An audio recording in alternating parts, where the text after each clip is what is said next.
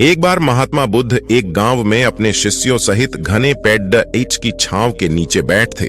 आसपास के गांवों से बहुत से लोग अपनी मानसिक समस्याएं लेकर महात्मा बुद्ध के पास आ रहे थे। महात्मा बुद्ध उन सब की मानसिक परेशानियों का समाधान देते। सब लोग खुशी खुशी अपनी समस्याओं का समाधान पाकर वहां से लौट रहे थे। वहीं से कुछ दूर बैठा लोगों को बुद्ध के पास जाते देख एक दुखी भिखारी अपने भाग्य को कोसता हुआ यही सोचने लगा कि अभी कुछ देर पहले तो ये लोग दुखी मन से मुंह लटकाए उन महात्मा के पास गए थे और अब इतना खुश होकर कैसे वापस लौट रहे हैं। आखिर माजरा क्या है? जरा मैं भी जाकर देखूं कि वो महात्मा ऐसा कौन सा खजाना बांट रहा है। इन लोगों को वे इतने प्रसन्न हुए कि उनके चेहरे लाल हो गए। जब वो दुख भिखारी कुछ नजदीक गया तो उसने देखा कि ये महात्मा तो लोगों को प्रवचन देकर लोगों के दुख का निवारण कर रहे हैं। यह देखकर भिखारी के मन में भी तीव्र इच्छा हुई कि क्यों न मैं भी इन महात्मा को अपना दुख बताऊं, मुझे भी अपने दुख का समाधान अवश्य मिलेगा।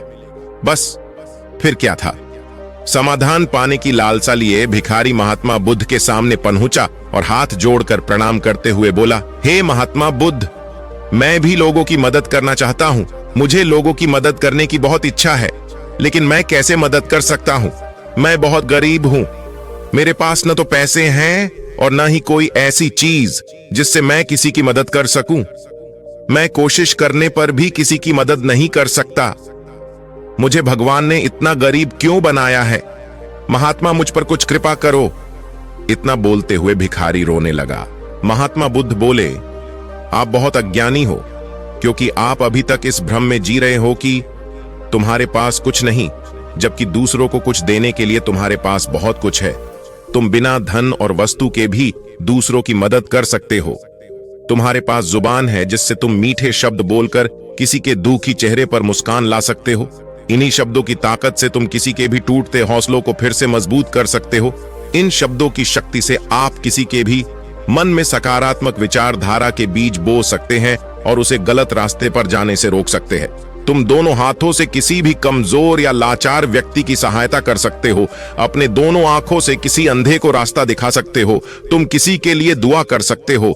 यह हो सकता है कि उनके बुरे काम ठीक हो जाए। तुम किसी के अच्छे स्वास्थ्य की कामना कर सकते हैं।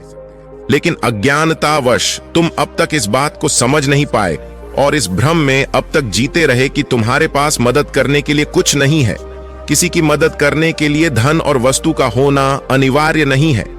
बिना धन और वस्तु के भी हम कई प्रकार से लोगों की मदद कर सकते हैं। महात्मा बुद्ध के ज्ञान से भरे ये सुंदर शब्द सुनकर भिखारी के चेहरे पर मुस्कान आ गई और वह खुशी से झूमता हुआ वहां से चला गया। इस कहानी से हमने क्या सीखा? दोस्तों, महात्मा बुद्ध की इन बातों से बहुत कुछ सीखने को मिली। आजकल बहुत से लोग यह सोचकर दुखी होते हैं कि मेरे पास ये नहीं है, वो नहीं है, बल्कि जो आपके पास है उसी में संतुष्ट रहना सीखे और बिना मतलब के लोगों की मदद करे। इसी से आपको परम सुख की प्राप्ति होगी। तो दोस्तों, ये कहानी आपको कैसी लगी? कमेंट में जरूर बताना और हाँ, चैनल को सब्सक्राइब